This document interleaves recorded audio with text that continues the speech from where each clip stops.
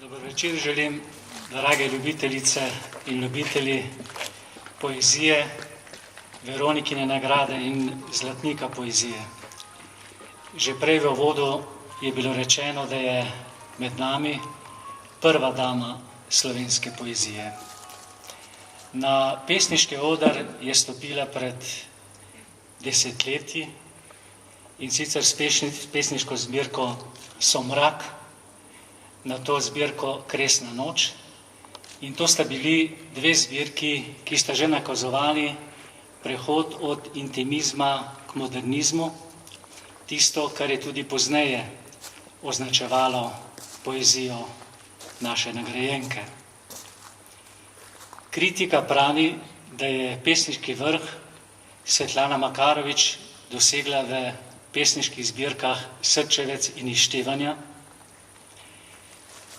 Kolega Svetlane Makarovič, Boris A. Novak, pesnik, pa je v pesniškem izboru v zbirki Samost v spremni besedi napisal, da je Svetlana Makarovič ne samo prva dama slovenske poezije, ampak da je pesnica evropskega slovesa.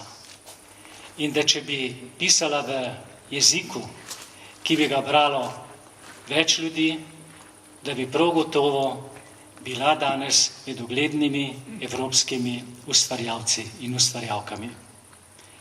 Njene pesniške zbirke so še Pelin žena, Volčje jagode, Vojskin čas, Tisti čas in druge, vse zapisane kot del slovenske literarne ustvarjalnosti, kot del dragocene poezije. Toda Svetlana Makarovič ni znana samo po pesniških zbirkah za odrasle, posebej je bogat njen opus za otroke in mladino. Ko sem bral in se pripravljal za ta naš današnji večer, sem vzel v roke album slovenske književnosti, na strani, kjer piše avtorica o poeziji in delu Svetlane Makarovič, in sem začel šteti knjižna dela, ki jih je napisala Svetlana Makarovič za otroke in mladino, in sem štel. Nisem se ustavil samo pri Sapramiški, pri Sovici Oki, pri Pekarni Mišmaš, pri pravljicah iz Mačje preje in tako naprej, ampak sem štel in sem preštel, da sem prišel do 10, do 20, do 30, do 40, do 50, na kar je avtorica napisala in tako dalje.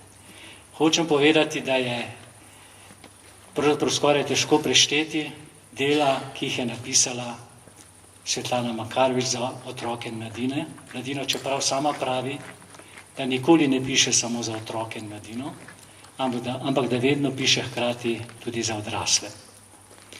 Poseben pečat poeziji Svetlane Makarovič daje ljudsko izročilo, njeno navezanost na ljudsko slovstvo, iz katerega črpa, in njene modernizirane balade kažejo ne samo na epiko, ampak tudi na liriko in dramatiko, na posebno izpovednost in sporočilnost, ki dajo poeziji Svetlane Makarovič posebno mesto v slovenski literaturi in kulturi.